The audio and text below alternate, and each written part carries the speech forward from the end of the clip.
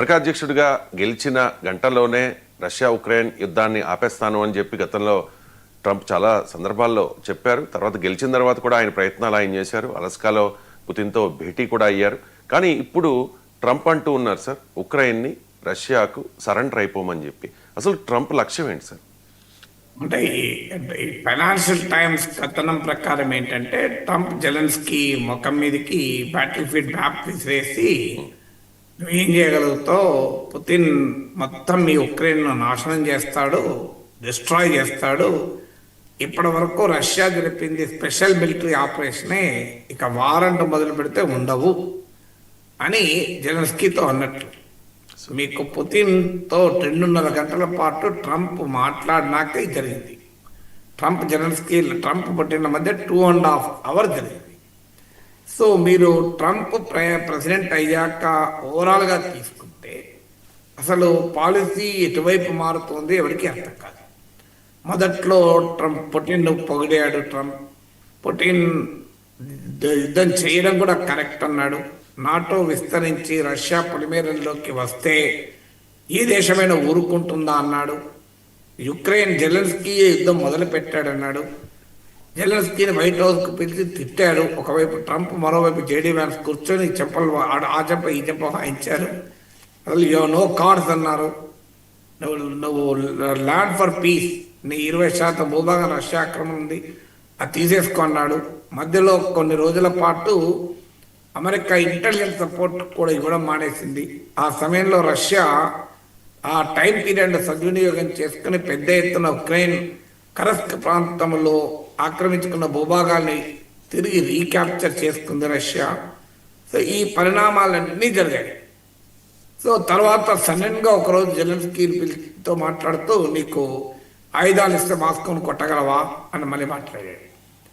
తర్వాత దాన్ని కొట్టగలను ఇవ్వండి అన్నాడు. మళ్ళీ తర్వాత అసలు అట్లా కాదు అని అలాస్కాలో సమావేశమయ్యాడు. పుటిన్కు రెడ్ కార్పెట్ వేశారు. మళ్ళీ రష్యాలో తిరిగాడు. మళ్ళీ సడన్గా మధ్యలో మళ్ళీ టామ్ హాక్ మిసైల్స్ ఇస్తాను నీకు, డీప్ ఇన్సైడ్ రష్యా అటాక్ చేద్దాం అన్నాడు. తర్వాత ఇప్పుడు మళ్ళీ అసలు సరెండర్గా అంటున్నాడు. సో ఇంత జిగ్జాగ్గా ఒక దేశ ఫారిన్ పాలసీ ఉంటుందా, ఒక ప్రెసిడెంట్ ఫారిన్ పాలసీ? కానీ that is Trump is unpredictable. కానీ ఈ అన్ప్రెడిక్టబుల్ మొత్తంలో మనకి ఏం కనబడుతుంది? ట్రంప్కు ఉక్రెయిన్ వార్ ఆపాలి, ఉక్రెయిన్లో పీస్ కావాలి అనేది ఆయన ప్రియారిటీ కాదు. తాను ఎంత లాభపడాలి అన్నది ప్రియారిటీ. అందుకే ఉక్రెయిన్ బెదిరించి అదిరించి మినరల్ డీల్ కుదుర్చుకున్నాడు. అయిపోయింది అది. ఉక్రెయిన్ ఖనిజ సంపద అమెరికా సొంతం అయిపోయింది. ఇప్పుడు మిగిలింది ఏంటి? ఇప్పుడు ఉక్రెయిన్కు లాభం చెప్తే ట్రంప్కి వచ్చేది ఏంటి?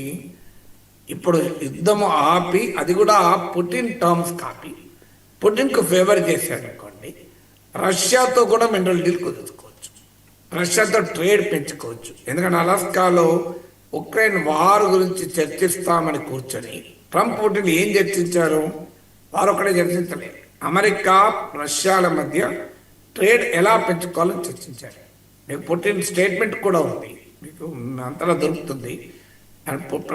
ట్రంప్ అమెరికా ప్రెసిడెంట్ అయ్యాక రష్యా అమెరికాల మధ్య వాణిజ్యం 20% పెరిగింది. సో అంటే ఇదంతా దేనికి ఇండికేషను? ఉక్రెయిన్ను ఆల్రెడీ ఉక్రెయిన్ ద్వారా పొందాల్సిన ప్రయోజనం అమెరికా పొందింది. ఇప్పుడు రష్యా ద్వారా ప్రయోజనం పొందాలి. అంటే రెండు వైపుల నుంచి ప్రయోజనం పొందాలి. ఇప్పుడు అదే జరుగుతుంది కదా ఇండియా పాకిస్తాన్ విషయంలో.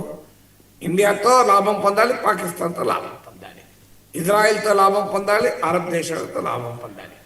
దీన్ని ట్రాన్సాక్షనల్ డిప్లొమసీ అంటారు. అంతటా కూడా రెండు వైపుల నుంచి తాను లాభం పొందాలి అనే విధానం. అందువల్ల ఇప్పుడు ట్రంప్ తాజాగా టామాక్ మిసైల్స్ ఇచ్చేది లేదు, ఇస్తే దాని పర్యవసనాలు ఎట్లుంటాయో అని.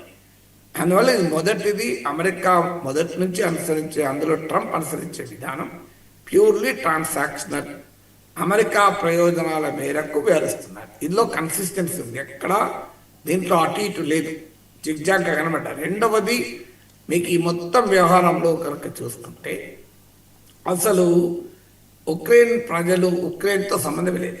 ఆ ప్రాంతంలో తమ ఇన్ఫ్లుయెన్స్ ఎలా పెంచుకోవాలన్నది అమెరికా లక్ష్యం. మొదటి నుంచి కూడా ఉక్రెయిన్ను వెనకాలండి ప్రోత్సహిస్తాను తప్ప రష్యాతో డైరెక్ట్ వార్ అమెరికా ఇప్పుడు కోరుకోలేదు. ఈవెన్ ట్రంపే కాదు, బైడెన్ ఉన్న సమయంలో కూడా కోరుకోలేదు. అందుకు ఉదాహరణ జెలెన్స్కీ చాలాసార్లు మాకు నాటో మెంబర్షిప్ ఇవ్వండి అన్నాడు. నాటో మెంబర్షిప్ ఇవ్వటానికి అమెరికా నిరాకరించింది. కారణం, నాటో మెంబర్ అయితే నాటో రూల్స్ ప్రకారం ఒక దేశంపై దాడి జరిగితే మిగతా దేశాలని తమ పైన దాడి జరిగినట్టుగా భావించాలి. అంటే రష్యాతో డైరెక్ట్ కాన్ఫ్రంటేషన్కు మేము సిద్ధంగా లేము అని చెప్పారు. తర్వాత అమెరికా మాకు బలగాలు పంపించండి, నాటో బలగాలు అడిగాడు. దానికి కూడా వాళ్ళు ఒప్పుకోలేదు. అట్లీస్ట్ ఉక్రెయిన్ నో ఫ్లై జోన్గా ప్రకటించండి అని అడిగాడు జెలెన్స్కీ. అంటే కనీసం రష్యా యుద్ధ విమానాలు రాకుండా. బైడెన్ క్లియర్గా చెప్పాడు, మేము రష్యాతో ప్రత్యక్ష ఘర్షణకు సిద్ధంగా లేము అని. ఇది బైడెన్, ట్రంప్ కాదు. ఇక ట్రంప్ అయితే క్లియర్గా మొదటి నుంచి పుటిన్కి అనుకూల వైఖరి తీసుకుంటున్నాడు. అంటే ఏంటి, అమెరికా మొదటి నుంచి అనుసరిస్తున్న వైఖరి ఏంటంటే బియాండ్ అ పాయింట్ ఉక్రెయిన్కు సహకారం ఇవ్వదు. అది బాధ ఉక్రెయినే పడాలి తప్ప.